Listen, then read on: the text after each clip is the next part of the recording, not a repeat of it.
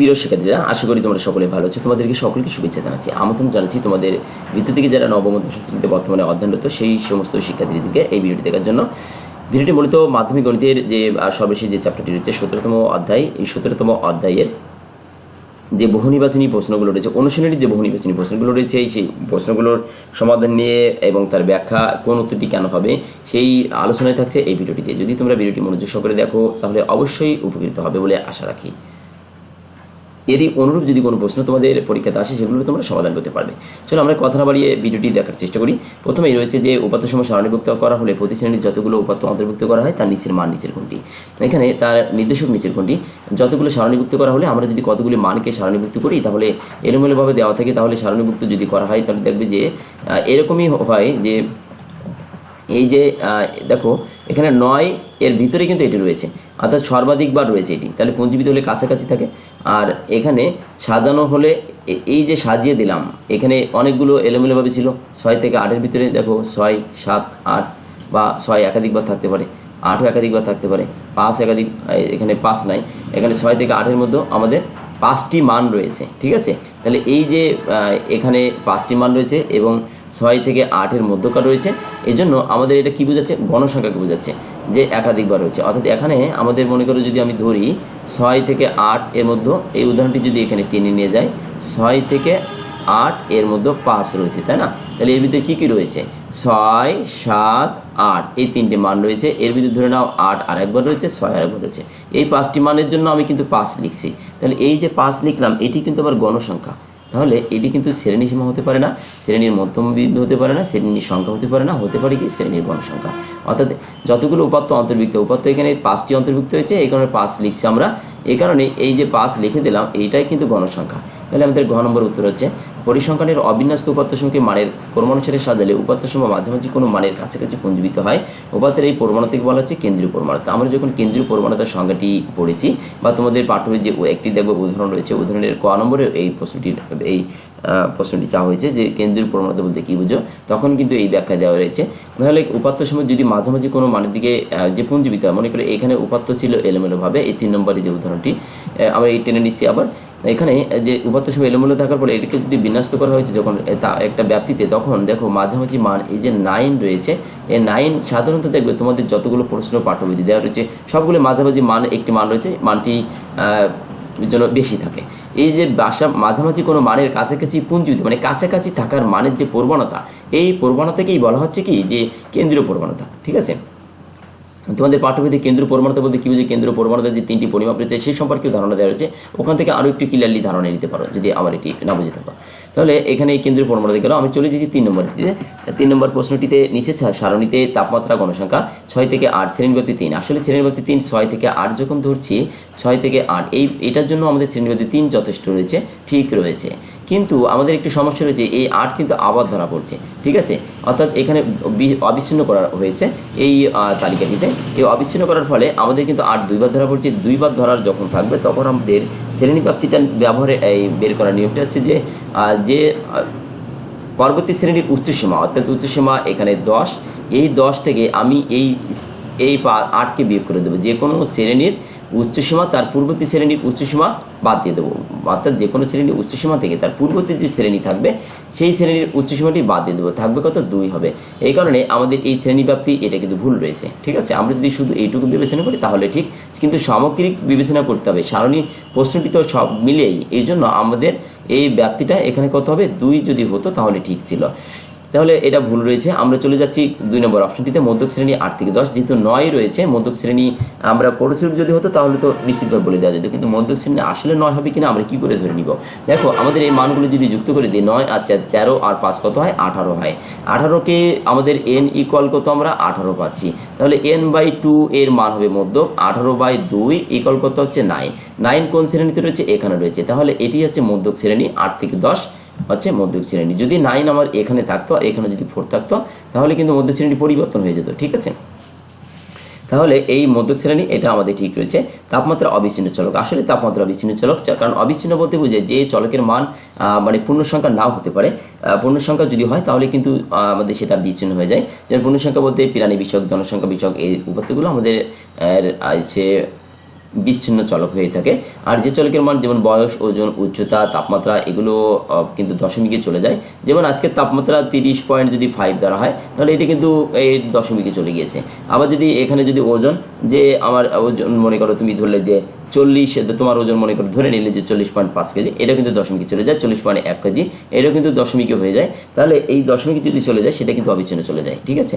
তাহলে তাপমাত্রা অবিচ্ছিন্ন চলক, এটা গ্রহণযোগ্যতা পাচ্ছে। তাহলে 2 ও 3 আমাদের জন্য সঠিক হচ্ছে। 2, 3 রয়েছে আমাদের গ নম্বরে, এই কারণে এই গ নম্বর ঠিক। আয়তলেখ অঙ্কন করতে দরকার x অক্ষ বরাবর অবিচ্ছিন্ন শ্রেণীব্যাপ্তি।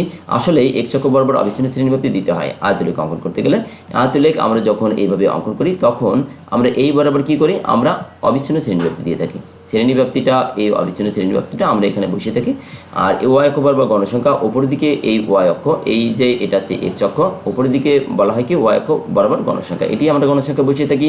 আচ্ছা, শ্রেণীর মধ্যমান, আমাদের শ্রেণীর মধ্যমানগুলো পরস্পর যোগ করে দিতে হয়। তাহলে শ্রেণীর মধ্যমান আমাদের শ্রেণীর মধ্যমান কোন ক্ষেত্রে লাগে? শ্রেণীর মধ্যমান আমাদের যখন আমরা বের করি গড় আর বহুভুজ, তখনই কিন্তু শ্রেণীর মধ্যমানটা লাগে। শ্রেণীর মধ্যমান যোগ করে দিলে, কিন্তু কখন? আয়তলেখ অঙ্কন করার বেলায় না। আয়তলেখ অঙ্কন করার বেলায় আমাদের গণসংখ্যাগুলো যদি যে পর্যন্ত উঠছে সেই বরাবর যদি আমরা যুক্ত করে দিই, তাহলে কিন্তু অর্থাৎ এই বরাবর আমরা শ্রেণীর অবিচ্ছিন্ন শ্রেণী সীমা বসিয়ে, যদি এই বরাবর গণসংখ্যাগুলো উপরের দিকে বসিয়ে যদি আমরা এরকম যদি উপরের দিকে উঠে আমরা যদি আবার যুক্ত করে দিই, তাহলে কিন্তু আবার যে মানগুলো পেয়ে যায় সেটি হচ্ছে কি আমাদের আয়তলেখ এর অনুরূপ হতে পারে। তাহলে আমরা এই যে মানটি রয়েছে এটা আমাদের জন্য ভুল রয়েছে। তাহলে উত্তর হবে আমাদের 1 আর 2, এই দুটি রয়েছে 1 আর 2 নম্বর উত্তর হবে। তাহলে আমাদের 1 আর 2 রয়েছে ক নম্বরে, ক নম্বর উত্তরটি ঠিক রয়েছে। আচ্ছা, 5 নম্বরে চলে যাচ্ছি। উপাত্তের ক্ষেত্রে প্রচুর কেন্দ্রীয় পরিমাণতা পরিমাপ। আসলে কেন্দ্রীয় পরিমাণতা পরিমাপ, কারণ আমরা জানি কেন্দ্রীয় পরিমাণতার আর পরিমাপ হচ্ছে 3টি, গড়, মধ্যক আর পরিচূরক, ঠিক আছে। গড়, মধ্যক আর পরিচূরক। তাহলে গড়, মধ্যক, পরিচূরক, তার ভিতরে রয়েছে পরিচূরক রয়েছে। তাহলে কেন্দ্রীয় পরিমাণতার পরিমাপের ভিতরে পরিচূরক যেহেতু বিদ্যমান, 3টি অপশনের ভিতরে একটি, তাহলে এটি অবশ্যই গ্রহণযোগ্যতা পাচ্ছে। আবার অন্যভাবে বলতে পারি যে কেন্দ্রীয় পরিমাণতার পরিমাপ এর ভিতরে ওই সংজ্ঞা 3টি থাক। আচ্ছা, এখানে সবচেয়ে বেশিবার উপস্থিত মান, সবচেয়ে আসলে বেশিবার উপস্থিত মান, কারণ বেশিবার যে মানটি ব্যবহার করা হয়, তোমরা অষ্টম বা সপ্তম শ্রেণীর জন্য জেনেছো যে সবচেয়ে বেশিবার যেটি থাকে সেটি কিন্তু পরিচূরক আমরা ধরে দিয়েছি। তাহলে এটি উপস্থাপিত সবচেয়ে বেশিবার একাধিক সংখ্যার ভিতরে অবিন্যস্ত উপাত্ত সময়ের ভিতরে যে মানটি বেশিবার থাকে সেটি পরিচূরক বলা হয়। তাহলে 2 নম্বরে ঠিক। সব ক্ষেত্রে অনন্য না হতে পারে। এই অনন্য বলতে বোঝাচ্ছে কি, অনন্য মানে একটি মাত্র, অনন্য বলতে কি একটি মাত্র নাও হতে পারে। অর্থাৎ কেন একটি মাত্র না হতে পারে? কারণ মনে করো তুমি হিসাব নিকাশ করে দেখলে যে তোমার অনেকগুলো উপাত্ত দেওয়া রয়েছে, তার মধ্যে 30 রয়েছে এবং 30 রয়েছে 5 বার, 35 রয়েছে 5 বার। তাহলে এই 31ও রয়েছে আবার 35 রয়েছে, তাহলে কি একটি মাত্রই হবে? না, দুটিই হতে পারে। যদি 3টি 30, 35 এবং 45 আবার রয়েছে 5 বার, তাহলে কিন্তু 45 হতে পারে এরকম। অর্থাৎ অনেকগুলো উপাত্তের মধ্যে থেকে একটি মাত্র সংখ্যায় যে পরিচূরক হবে তা না, একাধিক মানও হতে পারে, এটাই বলতে চাচ্ছে। তাহলে আমাদের এই 5 নম্বরের জন্য 1, 2, 3 তিনটে ঠিক পাচ্ছি আমরা। ঘ নম্বরের উত্তর 1, 2, 3 আমাদের ঠিক রয়েছে। শীতকালে বাংলাদেশে কোনো একটি অঞ্চলে 10 দিনের তাপমাত্রা পরিসংখ্যানে দেওয়া হলো। অর্থাৎ দেখে 8 নম্বর প্রশ্ন উত্তর দাও। এই প্রশ্নের জন্য উপরের সংখ্যাগুলো উপাত্তের পরিচূরক কোনটি? দেখো, উপাত্তের পরিচূরক আমাদের এই সংখ্যাগুলো পরিচূরক বের করতে চাই, তাহলে একাধিকবার কোনো সংখ্যা এখানে রয়েছে নাই, কোনো সংখ্যা আমরা একাধিকবার খুঁজে পাচ্ছি না, কাজে পরিচূরক আমাদের নাই। এর উত্তর ঘ নম্বর হবে। আচ্ছা, 7 নম্বরে বলে যাচ্ছে যে বলছে যে উপরের সংখ্যাগুলোর উপাত্তের গড় তাপমাত্রা কত? গড় তাপমাত্রা যদি আমরা বের করতে চাই তাহলে আমাদের কি করতে হবে? এই সংখ্যাগুলি যোগ করতে হবে। যোগ করে আমরা 10টি সংখ্যা যেহেতু বলছে 10 দিনের বলছে যেহেতু, তাহলে 10টি সংখ্যা হবে। 10 দিনের সংখ্যাগুলো আমরা যোগ করে দেব। তাহলে যদি যোগ করে দিই, তাহলে এই সংখ্যাগুলি যদি যোগ করি, তাহলে 10 যোগ 9 যোগ 8 যোগ 6 যোগ 11 যোগ 12 যোগ 7 যোগ 13 যোগ 14 যোগ 5, এইগুলো যদি যোগ করি, তাহলে যোগ করলে আমরা কত পাচ্ছি? যোগ করে আমরা 95 পাবো। যোগ যদি করে দাও, দেখবা তোমরা কত পাবে? 95 হবে নিশ্চিত। 95কে যদি আমরা এই 10 দিয়ে ভাগ করবো, ভাগ করলে আমরা 9.5 পাই। 9.5 গ নম্বরে রয়েছে, তাহলে গ নম্বর আমাদের উত্তর। উপাত্তের সময়ের মধ্যক কত? মধ্যক বের করতে গেলে একটুখানি ঝামেলা রয়েছে। মধ্যক বের করতে গেলে আমাদের এই সংখ্যাগুলো কি করতে হবে? একটু সাজিয়ে নিতে হবে। তা সাজিয়ে আমরা নিব, কিন্তু দেখো যদি প্রথমে যদি সাজিয়ে নিই, মধ্যকের প্রথম শর্ত হচ্ছে সাজিয়ে নেওয়া। সাজিয়ে নিতে গেলে আমাদের এটা শুরু সবচেয়ে বড় বা ছোট দিক থেকে সাজাবো। ধরেন আমরা এই 5 থেকে সবচেয়ে ছোট মান এই 5কে আমরা প্রথমে দিলাম, তাহলে 5 রয়েছে, তারপরে রয়েছে 6 রয়েছে, তারপরে রয়েছে 7 রয়েছে, তারপরে 8, 9, 8 রয়েছে, 9 রয়েছে, 10 রয়েছে, 11 রয়েছে, 12, 13, 14, 12 রয়েছে, এই 13 রয়েছে, 14 রয়েছে। 1 2 3 4 5 6 7 8 9 10 10টি মান হয়ে গেল। এখন আমাদের মোট 10টি, তাহলে n বলতে আমরা 10কে পাচ্ছি যে n এর মান 10, তাহলে আমাদের মধ্যক হবে কত 10n/2 অর্থাৎ 10/2, তাহলে 10/2 মানে পঞ্চমতম পদ, পঞ্চমতম পদের মান হবে মধ্যক। পঞ্চমতম কি আছে 1 2 3 4 5, পঞ্চমতম পদ এখানে কত রয়েছে, এখানে 9 রয়েছে পঞ্চমতম পদ। এখানে আমাদের এখানে মধ্যক, তাই না, এখানে মধ্যক বলছে যেহেতু, তাহলে এখানে আমাদের n/2 তম পদের মান, আমাদের এই সংখ্যাগুলো কিন্তু এলোমেলোভাবে দেওয়া রয়েছে, আমাদের কিন্তু সারণীবদ্ধ করা নেই। এই জন্য আমাদের এই যে সিস্টেমটা আমি যেটা বললাম যে পঞ্চমতম পদ, এটি আমাদের যখন এলোমেলোভাবে দেওয়া থাকবে তখন এই ক্ষেত্রে প্রয়োগ করা যাবে না। এটির ক্ষেত্রে আমাদের যে বিষয়টি রয়েছে, যেহেতু 10 রয়েছে, জোড় সংখ্যা রয়েছে, তাই না, দেখো তুমি যদি এইটা হিসাব করো, এই প্রথম দিক থেকে 5টি বাদ দিয়ে দাও, শেষের দিক থেকে যদি 2 2 5টি বাদে, তাহলে তো কিছুই থাকে না, তাহলে মাঝখানে এখানে কি কিছু থাকে না, তাহলে আমাদের মধ্যকে নির্ণয় এই যুক্তিটা চলছে না। এই ক্ষেত্রে এই যুক্তিটা চলবে কখন, যখন আমাদের বেজোড় এলোমেলোভাবে, অর্থাৎ বিন্যাস্তপথের ক্ষেত্রে এই সিস্টেমটা চলবে। বিন্যাস্তপথ বলতে আমাদের যে 3 নম্বর যেটা ছিল, এই যদি বলতে এইটার মধ্যক নির্ণয় করো, তখন কিন্তু আমরা বের করতে n/2 দিয়ে আমরা বের করতে পারতাম, ঠিক আছে, এই n/2 দেখো এখানে বের করছিলাম। এবার তাহলে কি করতে হবে, এখানে আমরা যেটা করব সেটা হলো, দেখো আমাদের n/2 ও n/2 তম পদের মান, n/2 ও n/2 প্লাস 1 তম পদের মান হবে মধ্যক, ঠিক আছে। এটা আমরা বের করব, কারণ এটা আমাদের দুটি রয়েছে, জোড় রয়েছে, জোড়, অর্থাৎ n এর মান যদি জোড় হবে তখন কিন্তু এই পদ্ধতি যেতে হবে। তাহলে n এর মান যদি জোড় হয় তাহলে শুধু n/2 জন্য ওই পূর্বের 3 নম্বর উদাহরণ নিবা, আর n/2 আবার এই ক্ষেত্রে হয় যদি বেজোড় হতো তখন কিন্তু এই নিয়মটা চলে যেত, যদি এখানে আমাদের আরেকটি মান হতো, কিন্তু এখানে যদি 10টি রয়েছে এই জন্য আমাদের সূত্রটা হবে কি, এই দুটো সূত্র হবে। এখন আমাদের n/2 বলতে 10/2, আর n/2/10/2, তাহলে 10/2 যোগ 1, তাহলে এটা হচ্ছে 5, এটা হচ্ছে 5 যোগ 1 6, 5 নম্বর আর 6 নম্বরটা, তাহলে 1 2 3 4 5, তাহলে 5 নম্বরে এটা পড়ে আর 6 নম্বরে এটা পড়ে, 10 আর 9 কিন্তু 19, 19কে যদি আমরা 2 দিয়ে ভাগ করি, 19কে 2 দিয়ে ভাগ করলে আমরা কত পাচ্ছি 9.5 পাচ্ছি, উত্তর হচ্ছে 9.5, এই যে 9.5 পেয়ে যাচ্ছি।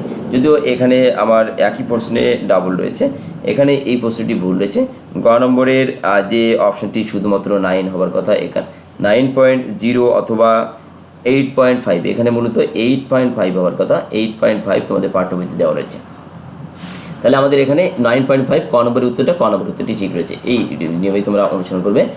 এখন যেহেতু 9 নম্বরে চলে যাচ্ছি, পরবর্তী নম্বর যেটি রয়েছে, সারণীভুক্ত শ্রেণী বিন্যস্ত উপাত্তের সংখ্যা n হলে মধ্যক শ্রেণীর নিম্নসীমা l, মধ্যক শ্রেণীর পূর্ববর্তী শ্রেণীর ক্রমযুক্ত গণসংখ্যা fc, মধ্যক শ্রেণীর গণসংখ্যা fm, শ্রেণীব্যাপ্তি h, এই তথ্যের আলোকে নিচের মধ্যক কোনটি মধ্যক সূত্র, আমরা জেনেছি ইতিপূর্বে l + n/2 - fc × h/fm, এই ক নম্বরই আমাদের মধ্যক সূত্র, এর জন্য ক নম্বরই উত্তর হয়ে গেল। এটি ছিল আমার এই বহু নির্বাচনী প্রশ্নের সমাধান এর আলোকে তৈরি করা ভিডিও। যদি ভিডিওটি তোমরা বুঝে থাকো বা ভিডিওতে উপকৃত হয়ে থাকো তাহলে অবশ্যই চ্যানেলটি সাবস্ক্রাইব করবে, ভিডিওটি ভালো লাগলে একটি লাইক দিবে। ধন্যবাদ তোমাদের সকলকে। আর পরবর্তী যে সকল প্রশ্নগুলো রয়েছে এই প্রশ্নের সমাধান যদি পেতে চাও বা দেখতে চাও তাহলে অনুগ্রহ করে আবার অনুরোধ রইল যে চ্যানেলটি সাবস্ক্রাইব করবে, তাহলে অবশ্যই তোমরা ভিডিওগুলো পেয়ে যাবে। ধন্যবাদ তোমাদের সকলকে ভিডিওটি দেখার জন্য।